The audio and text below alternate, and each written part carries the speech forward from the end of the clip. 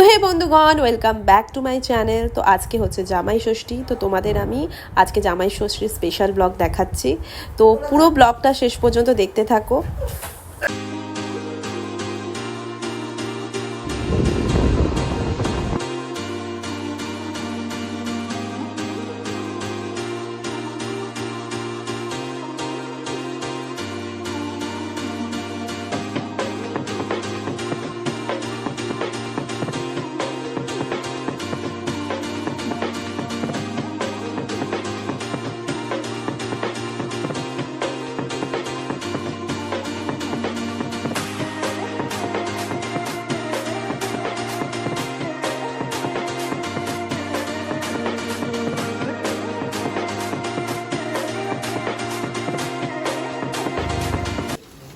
তো ফাইনালি আমরা এই গরমের মধ্যে চলে এসেছি।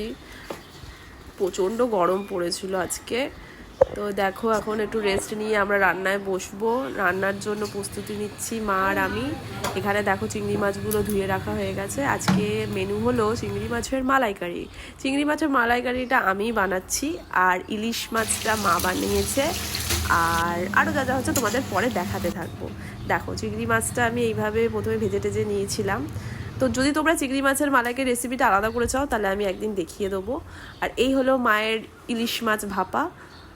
আর মা এখন সব রেডি করছে। অলমোস্ট সব রান্নাই হয়ে গেছিলো, আমি খালি এইটাই বানিয়েছিলাম, মানে চিংড়ি মাছের মালাইকারিটা। বাকিটা সব মা রেডি করেই রেখেছিল।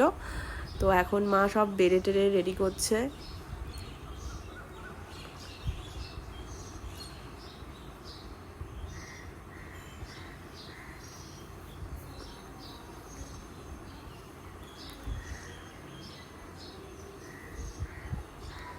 এখানে আছে 5 রকম ভাজাভুজি যেটা দিতে হয়। আর বাকি এই যে দেখো, সব মা এখন সুন্দর করে গুছাচ্ছে।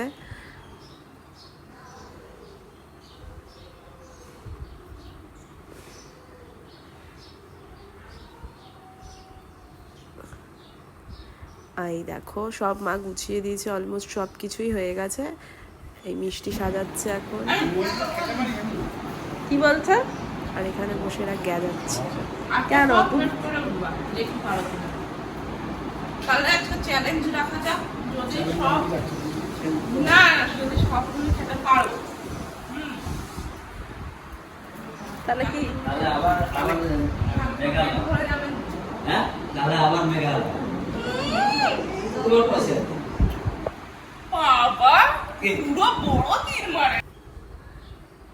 এখান থেকে আমি এখন আইসক্রিমটা বার করব। ফ্রিজে একটুও জায়গা নেই, আমাদের পুরো প্যাকড আপ হয়ে গেছে। আর মা এখানে সব রেডি করছে থালাটা বরণ করার জন্য। অ্যাকচুয়ালি আমাদের এরকম ষষ্ঠী পুজো নেই, আমরা জাস্ট এমনি আর কি করি। যাদের পুজো আছে তারা রিচুয়ালসটা মেনে করে, আমাদের অত এরকম কিছু নেই।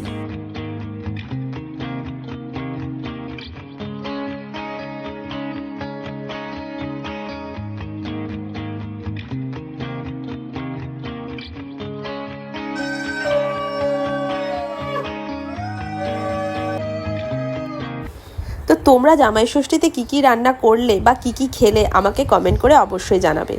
আর ব্লগটি ভালো লাগলে একটা লাইক করে দেবে, আর বন্ধুদের সাথে শেয়ার করে দেবে। আর এই রকম আরও ঘরোয়া রান্নার ব্লগের বা এরকম ব্লগ ভিডিও পেতে আমার চ্যানেলটা সাবস্ক্রাইব করতে ভুলবে না। তো সবাই খুব ভালো কাটাও, আর আজকের দিনটা তোমাদের সবার জন্য খুব ভালো কাটুক। দেখা হচ্ছে পরের ব্লগে। টাটা।